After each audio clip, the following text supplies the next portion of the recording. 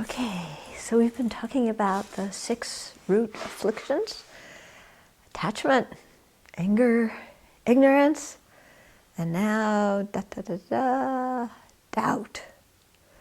Okay, so doubt is a mind that is too pointed about an important topic. It's not just doubt about, did I leave my keys here or did I leave them there? Okay, but it's the kind of doubt of, do my actions have an ethical dimension or don't they? Do things inherently exist or don't they? Are people inherently egotistical, or is enlightenment possible? So doubt about these important topics. The reason why doubt is listed as an affliction is because it impedes you from going anywhere. And they really compare it to a 2-pointed needle and trying to sew with a 2-pointed needle. Can't go anywhere, can you? You keep sticking your needle in and you wind up in frustration. So it's the same thing with doubt. Yeah, we go round and around, round and around. They often talk of 3 kinds of doubt: the doubt that's inclined towards the wrong conclusion, the doubt that's middle, and then the doubt inclined towards the right conclusion. So especially the doubt that's inclined towards the wrong conclusion, that's the one where we really get stuck, because we're like really one step away from the wrong view. Yeah, and doubt can be very difficult to recognize, because when it comes in the mind, it doesn't say, hello, I'm doubt, I'm here to disturb you. It says, I don't think this is right. I don't think this exists. How can this be so? Prove it to me. Okay? And so it kind of, doubt sneaks in there and it makes a case, a seemingly good case. And then we get caught up in it because we don't identify it as an affliction. I mean, anger, when it comes in your mind, it's like, I'm right, but kind of in your gut, you're really unhappy, and so, at some point you can say this is an affliction. But doubt, we can go on with for a really, really long time and not even recognize it as a hindrance in our practice. Okay?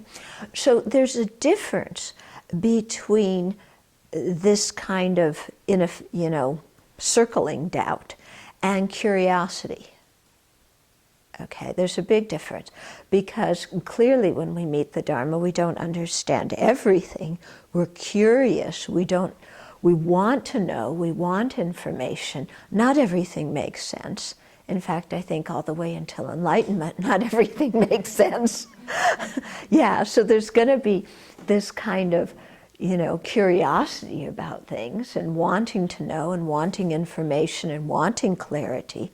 Yeah, but that kind of mind invigorates us. When we have that kind of mind, then we want to study, we want to go to teachings, we discuss the Dharma with other people, we're really thinking about things in this way or this way. And so the mind is, we're not at all in a bad mood because of that. Yeah? Whereas this negative kind of doubt really puts us in a very kind of sour state. Yeah, it's like, almost bordering on being cynical or being skeptical, and kind of a rebellious mind. Kind of, I don't think rebirth exists, It's your job to prove it to me. You prove it to me. So we get really kind of skeptical like that. We don't really want an answer. We just want to provoke people. Yeah? You ever met people like that? Yeah? They say, why this, or explain that, but they don't want an answer. They just want to provoke. So that's kind of the way our mind becomes. And we deal with ourselves. We say that to ourselves in that way. Or we get really cynical, this isn't going to work, this is all a bunch of hogwash, it's all made up, nobody ever attained enlightenment.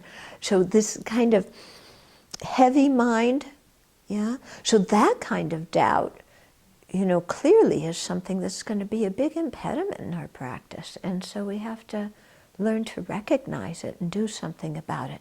But you can see how it's completely different from a mind that's curious, that's kind of upbeat, and like, I don't get this, you know, how can Baba Viveka say this, and Buddha Pulita say that, and Chandrakirti say this?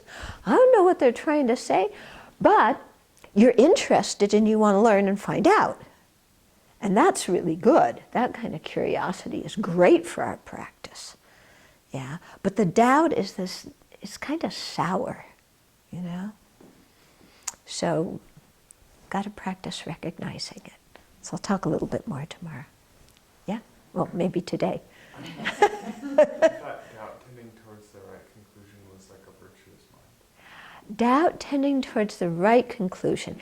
It's not quite a virtuous mind, but it's certainly better than doubt towards the wrong conclusion or doubt that's wavering between the two.